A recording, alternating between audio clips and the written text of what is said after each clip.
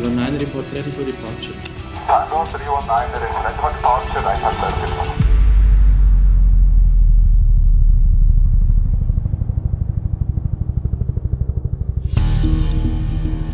Alpnach, dans le canton d'Obwald. Une petite commune de 6000 âmes, nichée entre le Pilatus et le Stanzerhorn, au cœur de la Suisse. Il y a près de 100 ans, le climat d'instabilité qui régnait en Europe a conduit la Suisse à chercher des zones de repli pour son aviation militaire.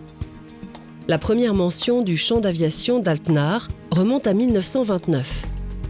13 ans plus tard, les Morane de la compagnie d'aviation 18 accomplissent leur première mission au départ de la piste en herbe d'Alpnach. À partir de là, l'infrastructure et les escadrilles d'aviation connaissent un véritable essor. Après le Messerschmitt et le Mustang, l'armée entre dans l'ère du jet avec le Venom. Son évolution se poursuit avec le Hawker Hunter et le F-5 Tiger américain. En parallèle, la base d'hélicoptères d'Alpnach commence son activité en 1964 avec 3 Jeans et 4 Alouettes. En 1987 a lieu la livraison de 3 hélicoptères Super Puma, les premiers d'une série de 25 appareils. 20 Eurocopters les rejoignent bientôt pour remplacer les Alouettes. Au fil du temps, les besoins changent et Alpnach devient le centre de compétence des hélicoptères des forces aériennes suisses en 1997. Actuellement, la base aérienne compte près de 300 collaborateurs, y compris 30 apprentis et plus d'une centaine d'employés de RUAG. Les cadres de la base se réunissent une fois par semaine pour un rapport d'information. Guten Morgen miteinander, ich begrüße euch zur Woche 25 zu unserem ordentlichen Informationsrapport. Les forces aériennes, Skyguide, RUAG, la police militaire, la base d'aide au commandement et la base logistique de l'armée passent en revue les différents points à l'ordre du jour. Dienstleistungsplanung, Mehrjahresplanung und KSTK. Das ist eigentlich so abgelaufen wie geplant. Pendant ce temps, la police militaire patrouille sur la base aérienne, à pied. Au service de sécurité de la police militaire, nous sommes opérationnels 365 jours par an et 24 heures sur 24. Des chiens de service nous accompagnent sur le terrain. La surveillance et la garde sont notre priorité absolue. Loge Alpnach, Patrouille, Standort U120. Antworten.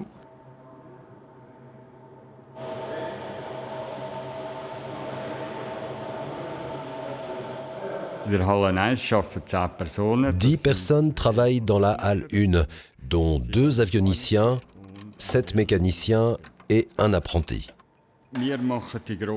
Nous effectuons les grands services d'entretien des hélicoptères des forces aériennes. Cette halle accueille principalement des EC-635, dont le grand service a lieu chez nous au moins une fois par an.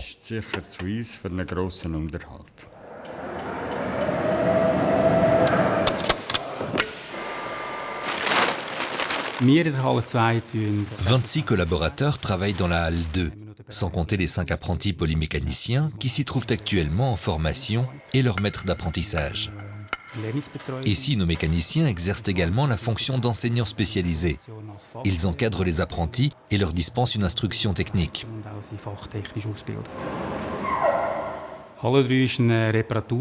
La halle 3 est la halle de réparation.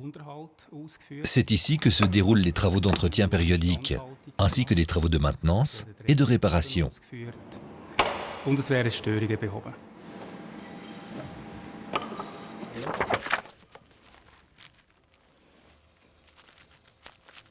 Le travail avec nos élèves commence en salle de théorie. Nous leur montrons les points à contrôler, puis nous les accompagnons dans l'hélicoptère pour la partie pratique. Wo könnten die Units sein? Siehst du das? Wo das ein Units hat? Dort neben dem Fuel. Units checkt. Kilogramm pro Stunde. Le pilotage d'un appareil aussi polyvalent est fascinant. Je suis très heureux de pouvoir enseigner à mes élèves toutes les possibilités de cet hélicoptère afin qu'ils puissent en tirer le meilleur profit dans leur future activité professionnelle. Wir haben ja die 3 Übungsteile. Interessant sind die wir uns verschieben. Kannst du schnell zeigen? En salle de théorie, nous expliquons à nos élèves le déroulement d'un exercice de vol stationnaire afin qu'ils puissent le réaliser correctement une fois installés aux commandes de l'hélicoptère. Dann verschieben wir uns mit gleichbleibender Achse. C'est un exercice de concentration, mais aussi de précision, car il faut amener l'hélicoptère exactement au-dessus d'un point, ou le guider le long d'une ligne, ou encore réaliser différentes rotations.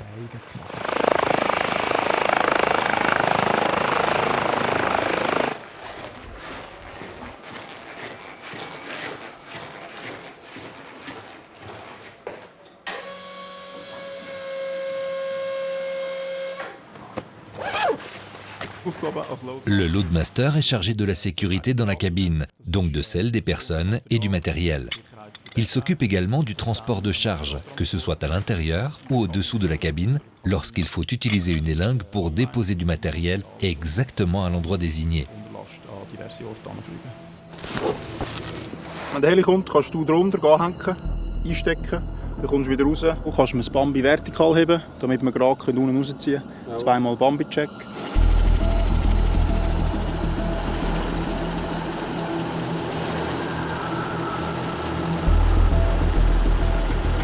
Nous travaillons en étroite collaboration avec nos loadmasters. Nous devons pouvoir leur faire confiance à 100%. Eux aussi doivent pouvoir compter sur nous, spécialement lorsqu'ils travaillent sous l'hélicoptère. C'est pourquoi nous communiquons de façon simple et directe.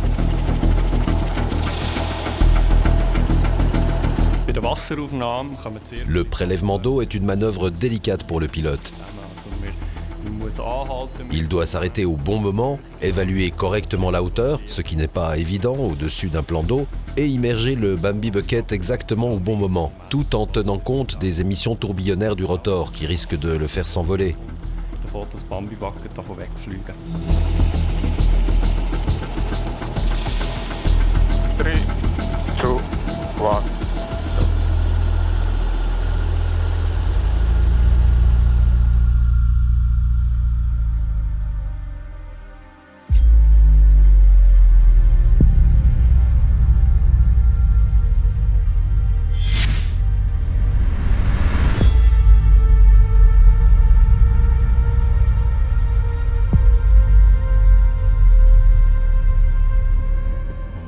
Le Super Puma est un hélicoptère du constructeur européen Airbus Hélicoptère.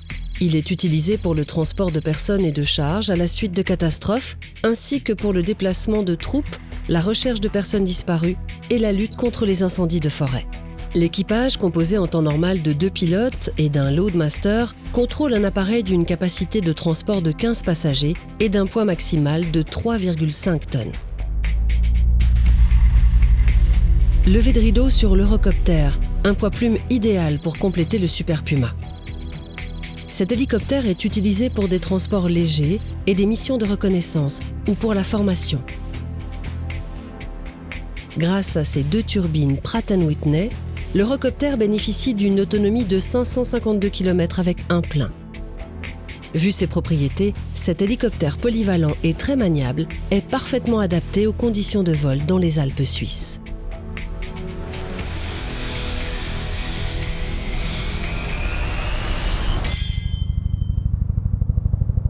Les hélicoptères des forces aériennes suisses traversent aussi les frontières nationales. La promotion de la paix dans un cadre international est l'une des 3 missions principales de l'armée.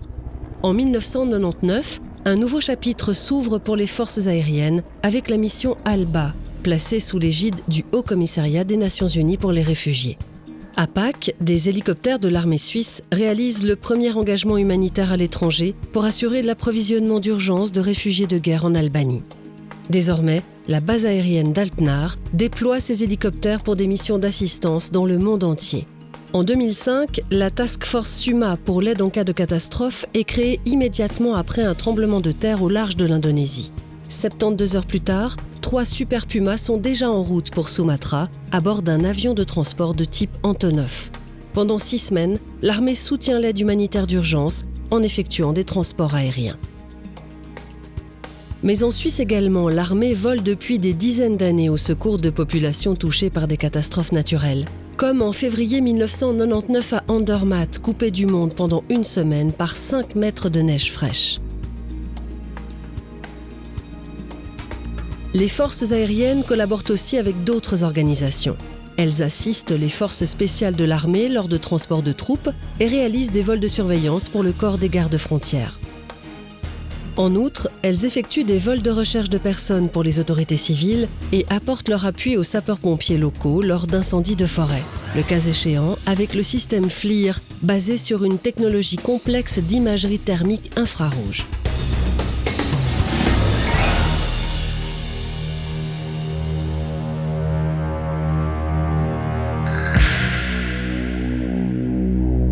Promotion de la paix, appui aux autorités civiles, défense du pays et de sa population. 3 missions fondamentales de l'armée, auxquelles la base aérienne d'Altnar contribue de manière significative.